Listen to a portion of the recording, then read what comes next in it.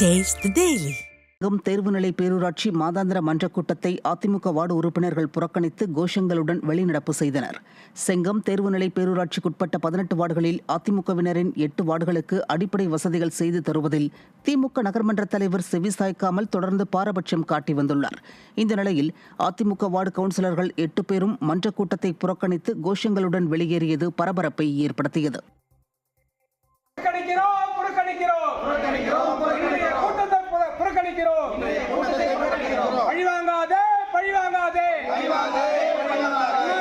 Councillor ward மக்களை பழிவாங்காதே.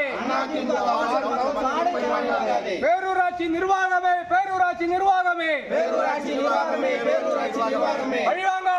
பழிவாங்காதே. AIADMK ward கவுன்சிலர்களை பழிவாங்காதே. Pongal பானைகளை அரசே கொள்முதல் செய்து ரேஷன் கடைகள் மூலம் வழங்க விடிய அரசுக்கு கோரிக்கை விடுத்துள்ளனர். நாகை மாவட்டம் வேதாரண்யம் அருகே உள்ள தாணிக்கொட்டகம், செட்டிப்புலம், செம்போடை, காரியப்பட்டினம் ஆகிய பகுதிகளில் மண்பாண்டம் செய்யும் தொழிலாளர்கள் 500க்கும் மேற்பட்டோர் வசித்து வருகின்றனர். இவர்கள் அம்மா ஆட்சியில் வழங்கப்பட்ட மின் திருவைகள் மூலம் மண்பானைகளை செய்து வருகின்றனர்.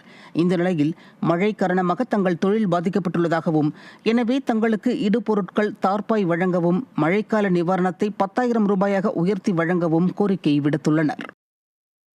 பொங்கல் டயத்தில் மூடு பொருள் தார்பாய் வசதி செஞ்சு கொடுக்கணும். ரெண்டாவது, இந்த 5,000 ரூபாயை உயர்த்தி 10,000 ரூபாய் வழங்க வேண்டும் என்று கேட்டுக்கொள்கிறோம். நீண்ட நாள் கோரிக்கையாக அரசாங்கத்திற்கு ஒரு கோரிக்கையை வைத்திருக்கிறோம். எங்களுடைய மண்பாண்டங்கள் உற்பத்தி செய்து அரசே கொள்முதல் செய்து ரேஷன் கடைகளில் வழங்க வேண்டும் என்று, பொங்கல் தொகுப்பாக வழங்க வேண்டும் என்று கேட்டுக்கொள்கிறோம். நீண்ட நாள் கோரிக்கையாக வைத்திருக்கிறோம். கடலூர் மத்திய சிறையில் 19 வயது ரேபிஸ் நோய் கைதி உயிரிழந்தது தொடர்பாக விசாரணை நடைபெற்று வருகிறது.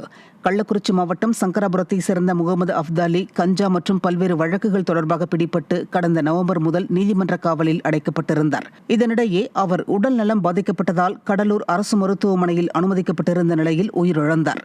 பரிசோதனையில் அவர் ரேபிஸ் நோய் பாதிப்பு காரணமாக இறந்தது தெரியவந்தது. விருதுநகர் மாவட்டம் காரியாபட்டி நாட்டுக்கோழி சந்தையில் விற்பனை மந்தமாக நடைபெற்றதால் கோழி வளர்ப்பாளர்களும் வியாபாரிகளும் கவலையடைந்தனர். பொங்கல் பண்டிகைக்காக விற்பனை அதிகரித்து கூடுதல் விலை கிடைக்கும் என்ற எண்ணத்தில் வழக்கத்தை விட கூடுதலாக கோழிகள் விற்பனைக்கு கொண்டு வரப்பட்டன. ஆனால் 20 முதல் 30 லட்சம் ரூபாய் வரை விற்பனையாகும் நிலையில் தற்போது 10 லட்சம் ரூபாய்க்கும் குறைவாகவே விற்பனையானதால் கவலையடைந்தனர். தேனி மாவட்டம் சின்னமனூர் அருகே வைகுண்ட ஏகாதசியை முன்னிட்டு கோபிநாத சுவாமி திருக்கோவில் தேர் திருவிழா வெகு சிறப்பாக நடைபெற்றது.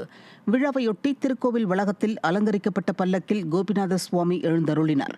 பின்னர் முக்கிய வீதிகள் வழியாக ஊர்வலமாக கொண்டுவரப்பட்ட சுவாமியை பக்தர்கள் சிறப்பு அர்ச்சனைகள் செய்து வழிபட்டனர். இதைத் தொடர்ந்து சுவாமி கோவிலுக்கு கொண்டுவரப்பட்டு சிறப்பு அர்ச்சனைகள் மற்றும் பூஜைகள் நடைபெற்றது. இதில் ஏராளமான பக்தர்கள் கலந்து கொண்டு சுவாமி தரிசனம் செய்தனர்.